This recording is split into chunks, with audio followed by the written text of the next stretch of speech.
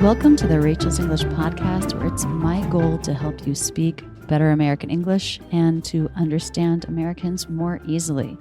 I'm here with my husband, David. Hey, everybody.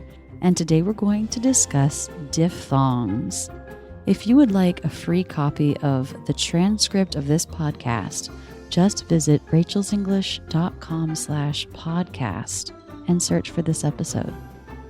So this is a continuation of what we did a couple of weeks ago, David, when we were studying the vowels. Do you remember that? I do. And when I asked you what vowels you could think of at the beginning of the first episode, you named some diphthongs. By accident. And that was frustrating. You're like, why is this a diphthong? Do you remember what I said about what makes something a diphthong? No. Okay. Well, basically a diphthong is two vowel sounds squished together in the same syllable, and in this way they form a single unit, like A or I. Right. I do remember now how you described it. Does it and not I make also, sense to you? No, it makes sense logically, but for me, it's hard to hear the two parts because I'm just used to thinking of it as a vowel sound. Okay. So look at my mouth as I say it. A. Do you see how my mouth moves? Mm-hmm. That's another way to think of a diphthong. Do it again. A. How would Your mouth has two positions during the sound. Mm-hmm. How would you describe them? What's the main change you see? A. Mouth more open to almost closed. Mm-hmm. Jaw drop. Jaw drop. Yeah. What about this one? O. What do you see changing? Wide rounded lips to small rounded lips. Mm-hmm. Yeah. So that's the thing. When it's a diphthong, when we have two separate sounds that are making this one unit, that means there's going to be a change in mouth position, because if we didn't change the mouth position, then the sound would stay the same. And actually, that's one of the biggest problems that my students have with diphthongs, is that they don't change their mouth position. So they end up just making a single vowel sound rather than changing the mouth position and getting two different sounds, thus making a diphthong. Also, you asked me in one of those podcasts on vowels how many diphthongs there were. So there are 11 vowels in English. And for diphthongs, most people would say 5. Okay. But it depends a little bit on who you ask, which I think is interesting. Like, not everybody in the world agrees on this. And in my book, I actually say that there are 6. So I add one more to the standard 5 that most people say. And I'm definitely looking forward to discussing that with you today. Why did I add this 6th diphthong? Also, I'm not the only one who said this. I didn't just make this diphthong up. There are also lots of other people that call this a diphthong, but there are lots of people who don't. So what's up with this diphthong that some people say, yeah, it's a diphthong, and other people say, that's not a diphthong? I'm talking about you, the diphthong you, and we will get into that during this discussion. So, David, there's one sentence that I found on the internet. It's not even a sentence. It's like a 3-word phrase that contains each one of these 5 diphthongs. I'm going to say the sentence. No highway cowboys. Okay. So let's think about that. O, no. The word no has the O diphthong. Highway. Can you identify the 2 diphthongs there? Highway. No. Well, let's just take the word high. Hi. What's the consonant? I. That's not a consonant. Hi. H. Yes, that's right. H is a consonant. So if you take away H, what are you left with in the word high? IGW. How's it pronounced? I. Right. So that's the I diphthong. So the word was highway. So now we have, let's break it up, way. What's the consonant there? W. Okay, so take away the w sound. What are you left with? A. Yes, that's another diphthong. A as in say or way. Okay, now the third. Hold on a second. What? That's one sound. A. Right. It's one diphthong sound. But I thought diphthongs had 2 mouth positions. Will you say the word say? Say. Okay. Now I'm going to say the word say. Watch my mouth. Say. Did you see a change in mouth Oh, position? wow. Mm-hmm. I got to say to everyone out there listening, I had no idea that David would be this jammed by diphthongs. I mean, like, it's so funny that to you, it's such so strongly associated with it just being one sound that you can't even wrap your head around the fact that it's actually a two-part sound. No, I'm laughing really hard because you're pretty annoyed with me No. right now. But it speaks to how subtle it is. Yeah. You hear it extremely clearly every time. And I'm like, I don't understand what you're talking about. You're saying A. Mm-hmm. That's a sound. Okay, let's finish these two up. And then I want to talk about one of the big problems that non-native speakers have. Okay. Okay. So the last word is cowboys. So let's break it up into two parts. So cow, what's the consonant sound? K. Mm-hmm. And what are you left with? Ow. Yes. So that's another diphthong, ow. And then boy. You know what? Why even make that plural? That should be singular. No highway cowboy. Okay, so boy. What's the consonant sound there? B. Which leaves you with? Oi. Yes. So that's the fifth diphthong, oi. So we have o, I, a, ow, oi. So now David was saying that's just one sound, but let me show you what it looks like if it's one sound, and tell me if it sounds normal to you. I'm going to take, well, let's start with no. O. So my jaw is more dropped, my lips are more open, and then for the end, oh, they round more, so the jaw drops less. One thing that students do is this: no. My mouth is not moving at all for that sound. No, oh. And it doesn't sound right, does it? No. Mm-mm. No, it needs the jaw drop and then the lip rounding. It needs both parts. Another common mix-up is with the A diphthong. People will say something like a, highway, Okay. way.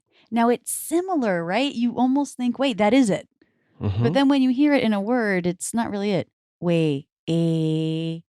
Mouth isn't moving at all, so it's not a diphthong. It's such a great little example, actually, of why your method is so powerful. Because I think the mistake that I'm making is from thinking first about how it looks on the paper, kind of. I mean, highway. I see A. There's a Y there, yeah, but you see a Y. yeah. No, you're right. But I that mean, just- sometimes I- other I- words, like the word no, you just see the single letter O, right? But I'm saying it's two sounds. It's part of the diphthong O. And I think in learning to read, I'm taught that even in highway, AY makes the sound A. Yeah.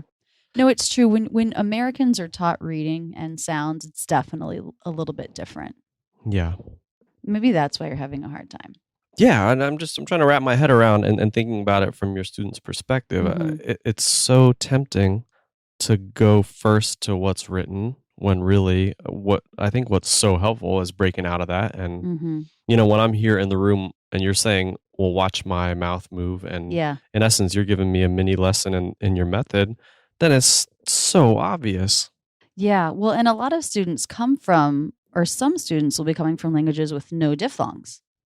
So then you have to really watch the mouth of a native speaker and say, okay, yeah, I see a change in mouth position is definitely happening. So I know my way of doing it isn't right.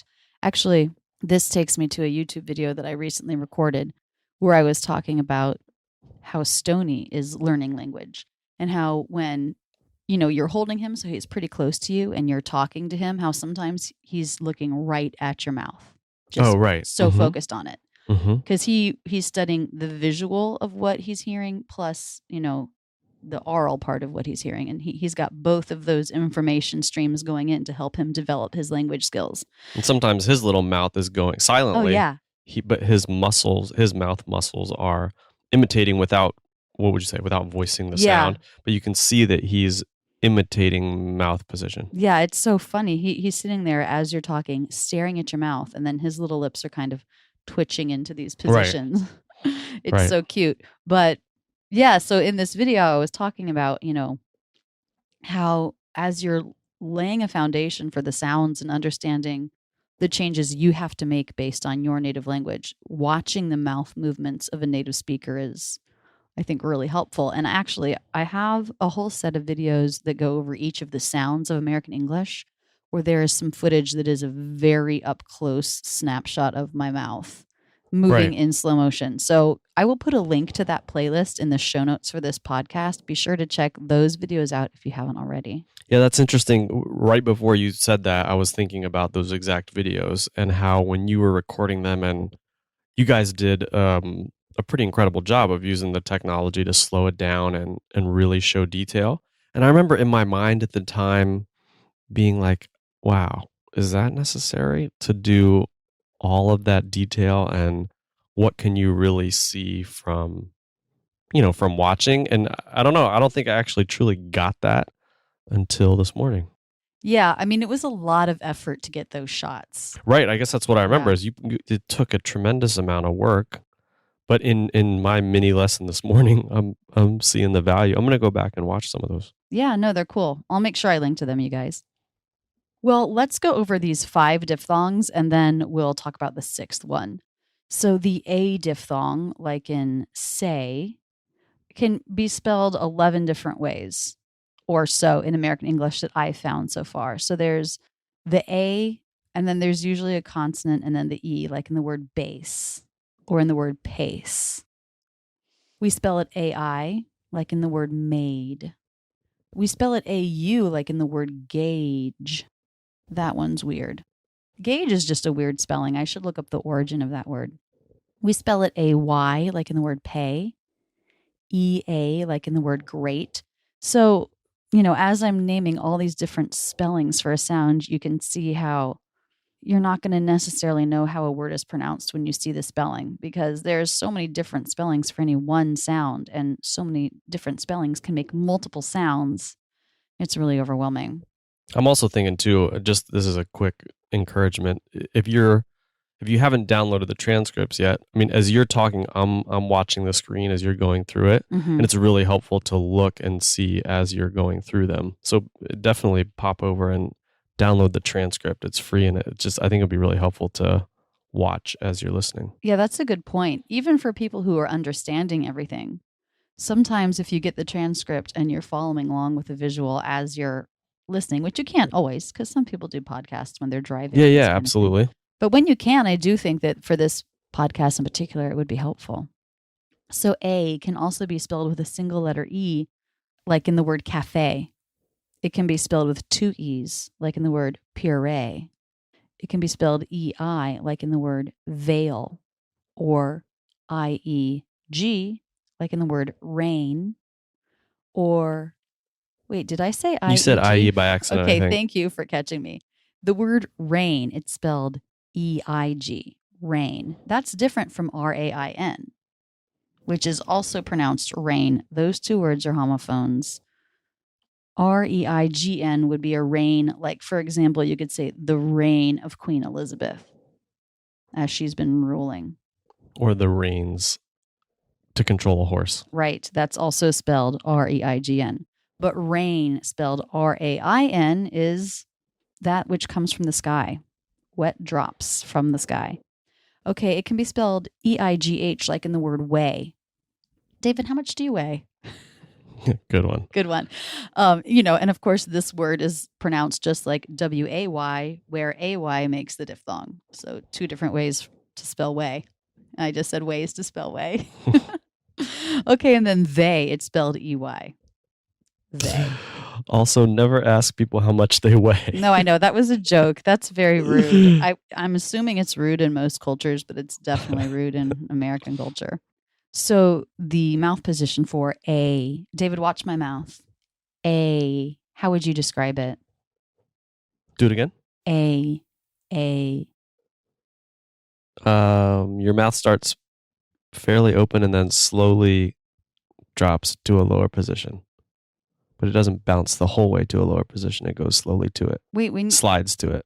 A. It actually starts at the lower position. A. Your lips are open wide and then shrink. Oh, okay. You meant lips. I thought you were talking jaw drop. Yes, it starts with more jaw drop and the lips are further apart. And then as I go through the diphthong, my jaw drops less, so my lips are closer together. Mm-hmm. And what my tongue is doing is the tip stays at the back of the bottom front teeth, but it starts arching up towards the roof of the mouth, and that's what brings the jaw up. A. Try that. A. You have a beautiful native sounding A diphthong, David. Okay, we also talked about I, the I diphthong. This can be spelled 9 different ways from what I've found. The letter Y, like in the word why, W-H-Y. There, the letter Y is making the I diphthong. Also Y-E, like in buy, B-Y-E. The letter I, like in time. Now there it's I consonant E. And I think that's a pretty common combination. Time to make an I diphthong. It can be spelled I-E, like in lie. Don't lie to me. It can be spelled U-Y, like in buy. I would like to buy this. It can be spelled I-G-H, like in sigh. There's a sigh. It can be spelled E-I-G-H, like in height. David, what's your height? 5'8". 5'8", solid. And a half. And a half. Do not forget that half. It can be spelled A-I, like in aisle, like grocery aisle. Talk about a weird spelling for a word. A-I, silent S, L-E, aisle. And it can be spelled A-Y-E, which is outdated, but it's a way to say yes. I. Okay, and what is the mouth position for this? I. Lots of jaw drop at the beginning and lips far apart. Mm-hmm. The mouth position is similar to A, but the tongue is doing something different. I. For the jaw drop, it's lifting more in the back. I. Why? My. Bye. Okay, ow. I was only able to find 3 spellings of this diphthong. O-W, like in cow. Now. Wow. O-U, like in round. Loud. Hour. Or O-U-G-H, like in bough. Like a Christmas tree. Bough. Branch. Mm-hmm. Yes. Okay. Ow. So here's another one where I'm going from more jaw drop to less, but my lips are doing something different here. David, what is it? Ow. They come to a really tight rounded position at the end. Yeah, they're rounding. Relaxed at first and then tensed and rounded. Jaw drop, relaxed lips, tongue lifts in the back, and then lip rounding. Ow. Let me ask you something, David. If I pointed out this word, which is the word now, N-O-W, and I said, is there a W consonant in that? What would you say? Yes. Yeah. It's not, though. The thing that's so weird is when I'm coming up with all of these word lists for different things for my online school, I've noticed that no sounds in English end in the W consonant or in the Y consonant, but so many words end in the W consonant, but it's making a diphthong like ow. But you're teaching right now that the OW diphthong is the name of the diphthong. It's the ow as in now diphthong or whatever. Yeah, it's the ow diphthong. But there's no W consonant in it. And it seems like there would be. When you look at it on a page, it seems like, oh, there's a W there. When I tell people that no words in American English end in the W sound, they're like, that's ridiculous. But we're talking sounds, and the W sound is w. And there are no words in English that end in that. That would be now. But it's not, it's now. Let me try a couple. Okay. Yellow. No. No, that ends in the O diphthong. Way. No. Well, that starts with a W. That's a great point. Were you thinking it ended in a W sound? Oh, David needs more coffee, people. Oh, wow. But that actually brought up the other point that it ends in the Y, the letter Y, and no words in American English end in the Y sound either. That's generous of you to make a point out Well, of that. because it's always making either a vowel or a diphthong, like in the word pretty, it's the E vowel. In the word Y, it's the I part of the I diphthong. Anyway, just an interesting thing about spelling. Lots of words in English will end with the letter Y or the letter W, but no words in English actually end in those sounds because those letters are always making different sounds in the words. Okay, moving on. O. The O diphthong, this can be spelled OA, like in oat, oatmeal. It can be spelled O, like in go. It can be spelled OW, like in row. It can be spelled OE, like in foe, friend or foe. David, you are a friend. You are not a foe. It can be spelled double O, like in brooch. It can be spelled OU, like in soul. It can be spelled AU, like in chauffeur. And it can be spelled EAU, like in beau. Before I got married to David, he was my beau. I don't know. Can you still be my beau now that we're married? I don't think so. Beau implies that you're not married, right? That can be your boo, but not your beau. My boo. You said boo butt, and it sounded like boob because of the way the B connected to the word. Oh man, linking in American English. That's a whole nother episode. So I wanted to talk for a second about the words BOW and COW. So we have bow, like BOW, you might tie a bow in your hair. So their OW is pronounced O, but it can also be bow, like at the end of a show, you might take a bow. People are applauding you. Bow. So there it's spelled just like cow, except for the first consonant, and they sound the same. But bow, spelled BOW, can be these two different words pronounced totally differently. And it's just one of these crazy things about English, the English language. Like if I'm making up a word list and I'm hiring a voiceover artist to record it for me, I have to always think, now wait, can this be pronounced more than one way? And then I have to say what pronunciation I want. Like I was hiring somebody to do a list of words. I don't remember what I was specifically going for, but I wanted to make sure they said bow here instead of bow. So I said in parentheses, like a bow you would put in your hair. Mm-hmm. And if I had meant the other one, I might have said in parentheses, a bow like what you would do after a performance when people are applauding for you. Mm-hmm. Anyway. Oh, American English spelling. Okay, the last one of the standard 5 is oi. And I could only find 2 ways that we spell this. This is like the smallest number of spellings that I could find for any vowel or diphthong in American English. It wins the prize for simplest spelling. And it's either OI, like in moist, or noisy, or join, coin, boil, or it's spelled OY, like in joy, enjoy, boy, toy. Oi, oi, oi. Now, David, how would you describe that mouth position? Oi. Starting with rounded lips and a little bit of jaw drop. But do it again. Oi, boy. And then your lips flare out to the side. Well, I would say they relax. Oh. They go from being rounded to being relaxed. Okay. Mm-hmm. Yeah. This one is probably the one that is easiest for students to get. I think I'm least often making corrections for this one.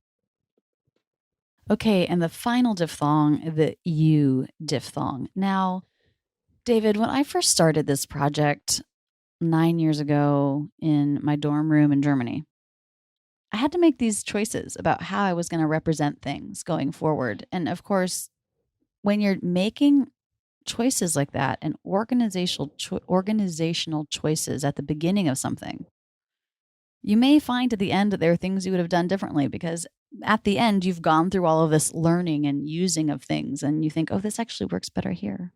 So I'm trying to decide in retrospect if I would call this a diphthong, and I think I still would.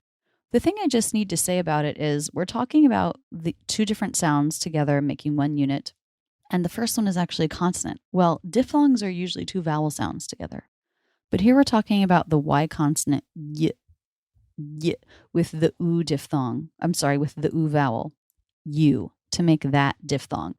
And sometimes those 2 sounds together are this diphthong, and sometimes they're just a consonant and a vowel. I think that's how I would change my definition of it. These 2 sounds together aren't always being a diphthong. Sometimes they're being a consonant and a vowel. But David, do you remember at the beginning of the podcast when we were talking about cowboys and I was saying cow, break out the consonant, and you said k, and then the diphthong, and you said ow. Okay, let's do that again. The word few. Can you break out the consonant? And then the rest of the word? You. Few. Few. Okay, let's talk about the word stay. Can you break away the consonant? St. right, because there were two, so you took away the cluster. And then, A. yes. Okay, so let's do few again. F. U. Yes. See, this is why here I would say it's working as a diphthong, because you did not put the y sound with F. You did not think that f was the consonant cluster and then u was the vowel. That makes no sense, really. We feel it as an F consonant and a U diphthong. Yeah. But yet the Y sound is actually a consonant sound. So why don't we feel it as a part of a consonant cluster? Like with stay, you very clearly felt that ST was a cluster to be broken away. So I don't know, but the point is, go ahead. No, well, if I do few again, you, few.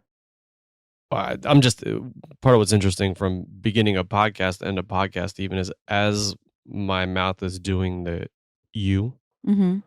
I feel the movement as I'm making the sound Mm-hmm. in a way that I would have never thought of or noticed before 20 minutes ago. Yeah. It's just interesting to think is as you're learning it, there's some bodily feedback that you can get too to know that you're doing it right. Like you can sort of you hear yourself making the sound, but you also feel yourself making the sound in a way that, I don't know, there's two different kinds of feedback coming back to you as the speaker. So now you're feeling this very smooth motion of the two different mouth movements here. You. Mm-hmm. You. Mm-hmm. Mm-hmm. And after watching you, then knowing that it feels right because it feels like what I saw you do. Mm-hmm. David, I want to do one more breakdown with you and have you break down the word into separate out consonants and vowel or diphthongs. Okay. And let's see what happens. This word, U-S-E. So go ahead. The word use. Mm-hmm. Z. Yeah. U, Z. So David broke that down into the U diphthong and the Z sound. So to you wouldn't have said Y is the consonant, U is the vowel, and Z is the consonant. No. And yet there are some places where there are some ways in which I think it does function as a consonant vowel, but very often it functions like a diphthong. U. Two sounds smoothly going together. And it always makes sense in these cases where the Y is feeling like part of a diphthong rather than a cluster, rather than a consonant as part of a cluster or beginning a word. Okay, so anyway, that's my argument for why I've classified it as a diphthong. Because when you break down words, it often just feels like it makes sense as part of a diphthong unit. The Y makes sense with the vowel more than it does with the consonant, like the word music. You would say m, u, z, ik. You wouldn't say y, u, right? Right. Yeah. So there, the Y consonant, the Y sound, it makes much more sense as a diphthong with U than it does as a consonant cluster with M. My. Mm-hmm. So, okay, how can you spell this sound? You can spell it U, like in use, or music, or union. You can spell it EW, like in few. You can spell it EU, like in feud. You can spell it EAU, like in beauty. Yeah, so that's the U diphthong. And just so people out there know, I do think sometimes when you see the Y and the U sounds together, you can think of the Y sound as being more of a consonant. I'm trying to think of a good example, like in the phrase, I thought you said that already. There I'm saying thought you, and I'm making thought a stop T, which we do before consonants.